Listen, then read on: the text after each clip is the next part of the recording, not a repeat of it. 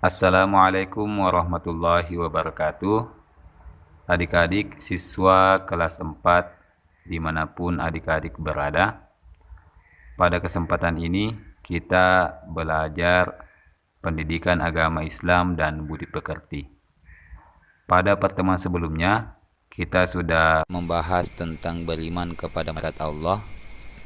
Kita akan lanjutkan dengan materi yang sama, karena di dalam pembahasan sebelumnya ada 4 materi dan sudah kita bahas 2 materi sebelumnya. Untuk kali ini kita akan bahas 2 materi selanjutnya. Baik, sebelum kita belajar, adik-adik sekalian, marilah kita berdoa. Bismillahirrahmanirrahim. Rabbi zidni ilma warzuqni fahma. Ya Allah, tambahkanlah kepada aku ilmu dan berikanlah aku pengertian yang baik. Baik adik-adik, pada pembahasan sebelumnya saya juga sudah pernah bahas tentang ayat ini, bahwa ayat kullun amana billahi wa malaikatihi wa kutubihi wa rusulih itu ada kaitannya dengan materi kita, yakni rukun iman, dan nantinya kita akan fokus kepada iman kepada malaikat. Kemudian selanjutnya sudah juga kita bahas pada pembahasan sebelumnya, pada video sebelumnya, bahwa rukun iman itu terdiri dari 6.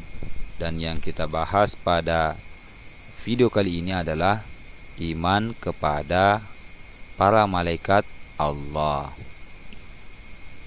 Nah, lanjut adik-adik. Jadi ini yang saya sampaikan pada awal tadi, bahwa materi kita ada 4 untuk materi beriman kepada malaikat Allah. Pada pembahasan video sebelumnya kita sudah membahas materi yang pertama dan yang kedua. Jadi kita sudah membahas materi makna beriman kepada malaikat Allah. Kita juga sudah membahas materi mengenal malaikat Allah dan tugas-tugasnya. Nah, untuk video kali ini kita akan membahas 2 materi lagi, yakni menerima keberadaan malaikat Allah, dan yang selanjutnya perilaku yang mencerminkan keimanan kepada malaikat Allah. Baik adik-adik, kita masuk ke menerima keberadaan malaikat Allah. Jadi bagaimanakah cara kita sebagai manusia agar kita dapat menerima keberadaan malaikat Allah? Jadi di sini akan dipaparkan beberapa cara, contoh cara ya, yang dapat kita lakukan dalam menerima keberadaan malaikat Allah Subhanahu wa taala. Yang pertama, bahwa keyakinan yang pasti bahwa setiap saat kita takut dan ingat kepada Allah, karena ada malaikat yang mencatat perbuatan kita dan Allah akan memberikan balasannya. Jadi ini cara yang pertama kita dalam menerima keberadaan malaikat itu, bahwa di setiap saat kita akan takut kepada Allah. Mengapa? Karena ada malaikat yang selalu mengawasi kita. Dijelaskan tadi, ada malaikat yang mencatat amal perbuatan baik kita, ada juga malaikat yang mencatat amal perbuatan buruk kita. Makanya itu kita akan senantiasa berusaha melakukan perbuatan-perbuatan baik, ya, dan kita takut melakukan perbuatan-perbuatan yang buruk, karena kita tahu bahwa di setiap saat, setiap perbuatan kita ada yang mencatat, baik itu perbuatan buruk maupun perbuatan baik ada yang mencatat, yaitu malaikat-malaikat Allah. Dan nantinya apa yang kita perbuat itu akan Allah balas di kemudian hari. Kemudian selanjutnya kita akan banyak mengingat kematian. Ya. Karena dengan adanya malaikat-malaikat Allah yang selalu mengawasi kita, dan kita juga tahu bahwa ada juga malaikat yang akan mencabut nyawa, kita juga tahu ada malaikat yang menjaga surga dan neraka. Tentunya dengan ini kita akan selalu mengingat akan adanya kematian. Selanjutnya, kita akan gemar mengerjakan perbuatan yang pelakunya didoakan para malaikat Allah. Misalnya, menuntut ilmu, mengunjungi para saudara dan sahabat, tidur dalam keadaan suci, dan memilih barisan paling depan dalam sholat berjamaah. Jadi kita akan senantiasa melakukan perbuatan-perbuatan yang nantinya dengan perbuatan itu malaikat akan mendoakan pelakunya. Ya. Jadi dengan kita mengimani malaikat, maka kita akan senantiasa berusaha untuk ini, melakukan perbuatan yang pelakunya akan didoakan oleh malaikat. Jadi ada beberapa perbuatan-perbuatan yang baik yang nantinya malaikat akan mendoakan kita ketika kita melakukannya. Misalnya, ketika kita menuntut ilmu, itu malaikat akan mendoakan kita. Mengunjungi sahabat dan saudara, itu malaikat akan mendoakan kita. Kemudian tidur dalam keadaan suci, ya, itu pun malaikat akan mendoakan kita. Kemudian ketika kita sholat berjamaah, kita memilih barisan yang paling depan, maka itu akan didoakan oleh malaikat. Makanya inilah adik-adik cara-cara kita agar dapat menerima keberadaan malaikat. Intinya adalah dengan kita menerima keberadaan malaikat, kita akan senantiasa berusaha berbuat yang sebaik mungkin, dan sedapat mungkin kita menghindari perbuatan yang buruk. Baik, selanjutnya adik-adik, materi selanjutnya, perilaku yang mencerminkan keimanan kepada malaikat Allah. Di sini ditampilkan beberapa gambar, ada 3 gambar. Gambar yang pertama, gambar seorang anak memberikan bantuan kepada fakir miskin, atau memberikan sesuatu lah kepada fakir miskin. Kemudian ada gambar anak yang hendak berangkat ke sekolah dan terlebih dahulu bersalaman dengan orang tuanya. Ini menandakan sebagai anak yang berbakti kepada kedua orang tuanya. Kemudian gambar ketiga, ada gambar 2 orang anak mengunjungi temannya yang sedang sakit.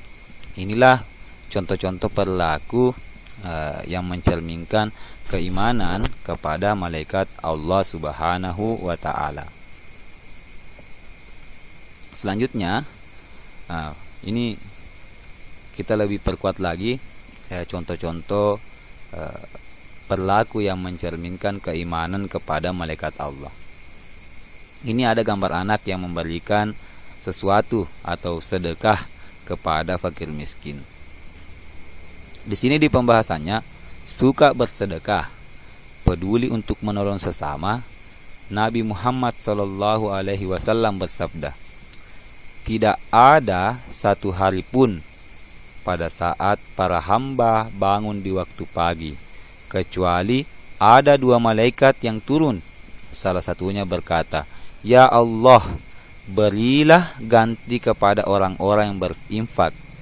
Yang lain mengatakan, ya Allah, berilah kebangkrutan kepada orang yang kikir. Ini diriwayatkan oleh Imam Bukhari dan Muslim.